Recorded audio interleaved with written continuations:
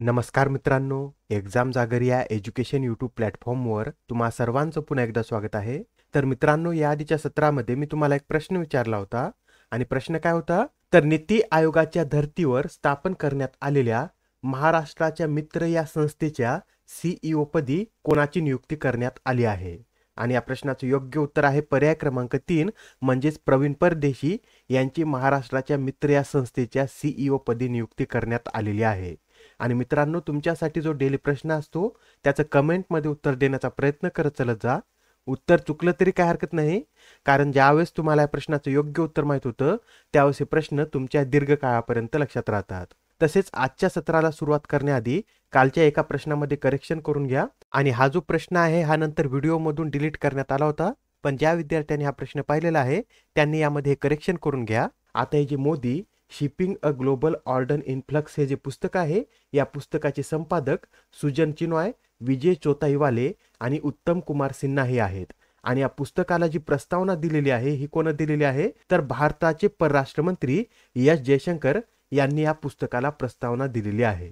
आणि आता आजच्या सत्राचा पहिला प्रश्न पहा. आता नुकत्याच पार पडलेल्या महिला T20 विश्वचषकाचे विजेतेपद कोणी पटकावलेलं आहे? तर आता हा जो महिला T20 विश्वचषक आहे याचं विजेतेपद हे ऑस्ट्रेलिया या देशानं पटकावलेलं आहे. आणि अंतिम सामन्यामध्ये दक्षिण आफ्रिकेला हरवून ऑस्ट्रेलियाने हा विश्वचषक 6व्यांदा जिंकलेला आहे. आणि ही या विश्वचषकाची कितवी आवृत्ती होती? तर 8वी आवृत्ती होती. आणि याचं आयोजन दक्षिण आफ्रिकेमध्ये करण्यात आलं होतं. आणि जो अंतिम सामना होता याचं आयोजन न्यूलँड्स ग्राउंडवर करण्यात आलं होतं. आणि यामध्ये ऑस्ट्रेलियाने आफ्रिकेला 19 रनांनी हरवलेला आहे. आणि पाहता जो ऑस्ट्रेलियाचा महिला संघ आहे यांनी 8 विश्वचषकापैकी 7 विश्वचषकामधील अंतिम सामना खेळलेला आहे. आणि त्यामध्ये ते एकदाच पराभूत झालेले आहेत, तर 6 वेळा त्यांनी विजेतेपद मिळवलेलं आहे. आणि यावेळेसचा हा जो T20 विश्वचषक आहे यामध्ये प्लेयर ऑफ द सिरीजने कोणाला सन्मानित करण्यात आलेला आहे? तर ऑस्ट्रेलियाच्या ऑलराऊंडर खेळाडू एश्ले गार्डनर यांना प्लेयर ऑफ द सिरीजने सन्मानित करण्यात आलेला आहे. आणि तसेच अंतिम सामन्यामध्ये 74 धावा करणाऱ्या बेथ मुन यांना प्लेयर ऑफ द मॅचने सन्मानित करण्यात आलेला आहे. आणि हा जो विश्वचषक आहे यामध्ये सर्वाधिक धावा कोणी काढलेल्या आहेत? तर दक्षिण आफ्रिकेच्या लॉरा वोल्डवार्ड यांनी यामध्ये 230 धावा काढलेल्या आहेत. आणि तसेच इंग्लंडच्या सोफी एक्लेस्टोन यांनी यामध्ये सर्वाधिक 11 विकेट घेतलेले आहेत. आणि या विश्वचषकामध्ये एकूण किती संघ सहभागी होते? तर या विश्वचषकामध्ये एकूण 10 संघ सहभागी होते. आणि आता हा जो महिलांचा T20 विश्वचषक आहे याचं पहिल्यांदा आयोजन कधी करण्यात आलं होतं? तर याच्या पहिल्या आवृत्तीचं आयोजन 2009 मध्ये करण्यात आलं होतं. आणि याचं आयोजन कोणत्या देशामध्ये करण्यात आलं होतं? तर इंग्लंडमध्ये करण्यात आलं होतं. आणि पहिल्या महिला T20 विश्वचषकाचं विजेतेपद हे इंग्लंड या देशानं मिळवलेलं आहे. आणि त्यानंतर 2010, 2012 आणि 2014 मध्ये आयोजित करण्यात आलेल्या महिला T20 विश्वचषकाचं विजेतेपद सलग ऑस्ट्रेलिया या देशानं मिळवलेलं आहे. आणि 2016 मध्ये ऑस्ट्रेलियाला हरवून वेस्ट इंडिजनं हा विश्वचषक जिंकला होता. आणि त्यानंतर आता 2018 आणि 2020 नंतर आता 2023 मध्ये ऑस्ट्रेलियाने सलग तिसऱ्यांदा हा विश्वचषक जिंकलेला आहे. याबरोबरच हे सुद्धा नोट करून घ्या, 2020 मध्ये या विश्वचषकाचं आयोजन ऑस्ट्रेलियात करण्यात आलं होतं, 2018 मध्ये वेस्ट इंडिजमध्ये आणि 2016 मध्ये या विश्वचषकाचं आयोजन आपल्या भारतामध्ये करण्यात आलं होतं. आणि आता हा जो महिला T20 विश्वचषक आहे हा आतापर्यंत 3च देशांनी जिंकलेला आहे. आणि ते कोण कोण? तर यामध्ये इंग्लंड, ऑस्ट्रेलिया आणि वेस्ट इंडिज या 3च देशांनी या महिला T20 विश्वचषकाचं विजेतेपद पटकावलेलं आहे.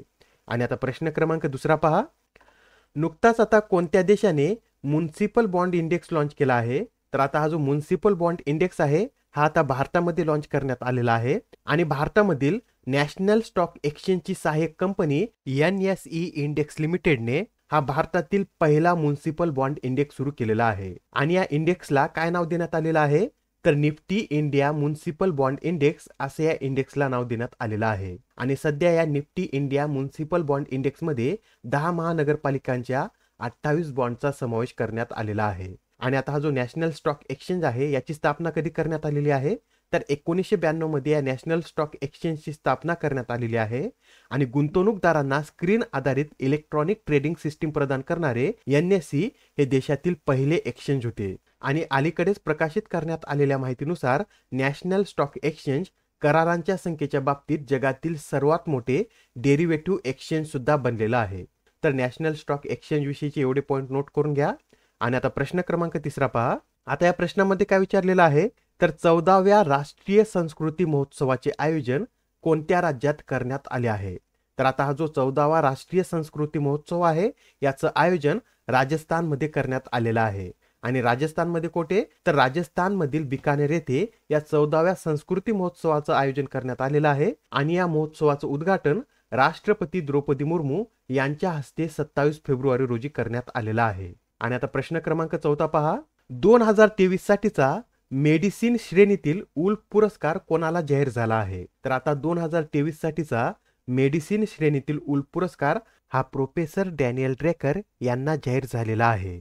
आणि त्यांना हा पुरस्कार कशासाठी देण्यात येत आहे? तर त्यांना हा पुरस्कार आतड्यांच्या संप्रेरकावरील संशोधनासाठी देण्यात येत आहे. आणि हे जे डॅनियल ड्रेकर आहेत हे कॅनडामधील टोरंटो विद्यापीठामध्ये प्रोफेसर आहेत. आणि याबरोबरच आता हा जो उल्फ पुरस्कार आहे हा इतर श्रेणीमध्ये सुद्धा देण्यात आलेला आहे, हे सुद्धा आपण पाहून घेऊया. तर पहा, कृषी क्षेत्रातील उल्फ पुरस्कार हा मॉर्टिनस व्हॅन जेनुचेटन यांना जाहीर झालेला आहे. आणि त्यांना हा पुरस्कार पाण्याचा प्रवाह समजून घेण्यासाठी आणि मातीत दूषित वाहतुकीचा अंदाज लावण्याच्या त्यांच्या महत्त्वपूर्ण कार्यासाठी देण्यात येत आहे. आणि रसायनशास्त्रातील पुरस्कार चुआन हे, हिरोकी सुगा आणि जेफ्री डब्ल्यू केली या 3 शास्त्रज्ञांना जाहीर झालेला आहे. आणि त्यांना हा पुरस्कार त्यांच्या आरएनएच्या पॅथॉलॉजिकल डिस्फंक्शनवर केलेल्या कार्यासाठी देण्यात येत आहे. आणि गणितातील पुरस्कार ड्यूक विद्यापीठाचे प्रोफेसर इंग्रिड डोबेचिस यांना जाहीर झालेला आहे. आणि त्यांना हा पुरस्कार त्यांच्या तरंग सिद्धांतातील त्यांच्या कामासाठी देण्यात येत आहे. आणि कला क्षेत्रातील हा पुरस्कार जपानचे फुजिको नाकाया आणि इंग्लंडचे रिचर्ड लॉंग यांना देण्यात येत आहे. आणि आता हा जो उल्फ पुरस्कार आहे याविषयी सांगायचं झालं तर हा पुरस्कार उल्फ फाउंडेशन तर्फे देण्यात येतो. आणि या उल्फ फाउंडेशनची स्थापना 1975 मध्ये रिकॉर्ड उल्फ यांनी केलेली आहे. आणि हा जो पुरस्कार आहे या पुरस्काराच्या वितरण समारंभाचं आयोजन इस्रायली संसदेमध्ये करण्यात येतं. आणि यामध्ये प्रत्येक विजेत्याला बक्षीस स्वरूप $1,00,000 देण्यात येतात. आणि आता प्रश्न क्रमांक 5 पहा. अलीकडेच प्रकाशित करण्यात आलेल्या आंतरराष्ट्रीय बौद्धिक संपदा इंडेक्समध्ये भारत कितव्या स्थानी आहे? तर आता हा जो आंतरराष्ट्रीय बौद्धिक संपदा इंडेक्स आहे यामध्ये 55 देशाच्या यादीमध्ये भारत हा 42व्या स्थानावर आहे. आणि हा जो इंडेक्स आहे हा कोणाद्वारे प्रकाशित करण्यात येतो? तर US चेंबर ऑफ कॉमर्सद्वारे हा इंडेक्स दरवर्षी प्रकाशित करण्यात येतो. आणि यामध्ये जगातील 55 प्रमुख अर्थव्यवस्थांमधील बौद्धिक संपदा अधिकारांच्या संरक्षणाचे मूल्यांकन करण्यात येते. आणि यामध्ये ज्या 55 देशांचा अभ्यास करण्यात येतो ते जागतिक जीडीपीच्या अंदाजे 90% जीडीपीचं प्रतिनिधित्व करतात. आणि आता हा जो आंतरराष्ट्रीय बौद्धिक संपदा इंडेक्स आहे यामध्ये प्रथम क्रमांक कोणी पटकावलेला आहे? तर युनायटेड स्टेट्सने यामध्ये प्रथम क्रमांक पटकावलेला आहे. दुसऱ्या क्रमांकावर UK आहे. तर तिसऱ्या क्रमांकावर फ्रान्स हा देश आहे. आणि आता प्रश्न क्रमांक 6 पहा. आता हा जो डेझर्ट फ्लॅग युद्धाभ्यास आहे तर या डेझर्ट फ्लॅग युद्धाभ्यासाचं आयोजन कोणत्या देशामध्ये करण्यात येत आहे? तर डेझर्ट फ्लॅग या युद्धाभ्यासाचं आयोजन संयुक्त अरब अमिरात या देशामध्ये करण्यात येत आहे. आणि हा जो युद्धाभ्यास आहे हा एक बहुपक्षीय युद्धाभ्यास आहे. आणि यामध्ये भारतासह संयुक्त अरब अमिरात, France, Kuwait, Australia, United kingdom, Bahrain, Morocco, Spain, Korea प्रजासत्ताक आणि US या देशाचे हवाई दल सहभागी होत आहे. आणि हा जो युद्धाभ्यास आहे हा 27 फेब्रुवारी पासून सुरू झालेला आहे. तर 27 फेब्रुवारी ते 17 मार्च पर्यंत या युद्धाभ्यासाचं आयोजन करण्यात येणार आहे. आणि आता हा प्रश्न पहा, यामध्ये काय विचारलेला आहे? तर प्रधानमंत्री किसान सन्मान निधी या योजनेला किती वर्षे पूर्ण झाली आहेत? तर आता ही जी प्रधानमंत्री किसान सन्मान निधी ही जी योजना आहे या योजनेला नुकतीच आता 4 वर्षे पूर्ण झालेली आहेत. मग आता ही जी योजना आहे ही कधी सुरू करण्यात आली होती?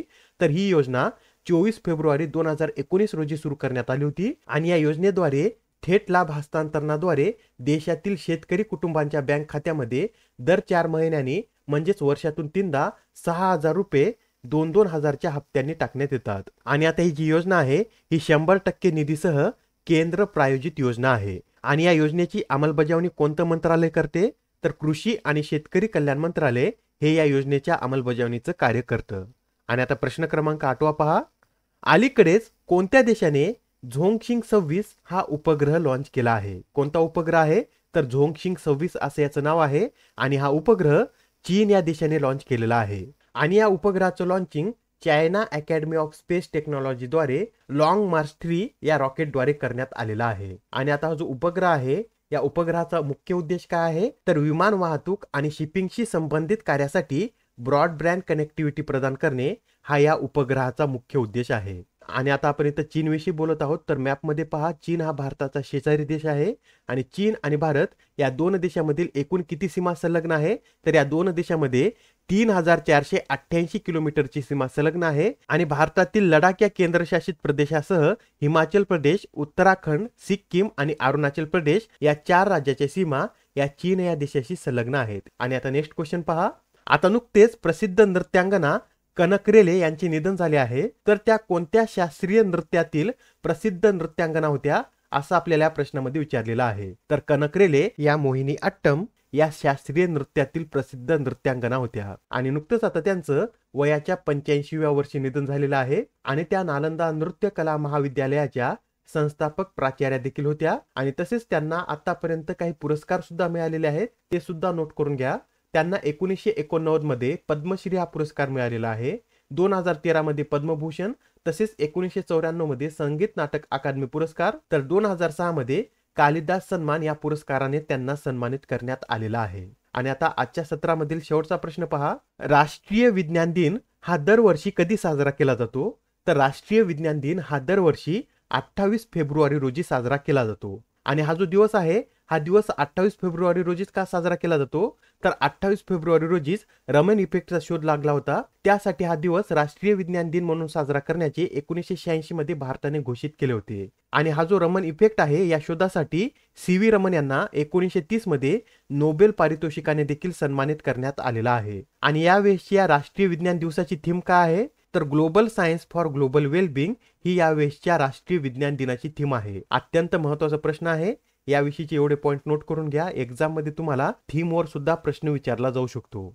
आणि आता आजच्या सत्रामधील तुमच्यासाठीचा प्रश्न पहा. मुंबईतील चर्च गेट रेल्वे स्थानकाला कोणाचे नाव देण्याची घोषणा करण्यात आली आहे? आता या प्रश्नाचं उत्तर कमेंटमध्ये देण्याचा प्रयत्न करा. उत्तर चुकलं तरी काय हरकत नाही, कारण ज्यावेळेस तुम्हाला या प्रश्नाचं योग्य उत्तर माहित होतं, त्यावेळेस हे प्रश्न तुमच्या दीर्घकाळापर्यंत लक्षात राहतात. तर आता पुढच्या सत्रामध्ये पुन्हा भेटूया. धन्यवाद.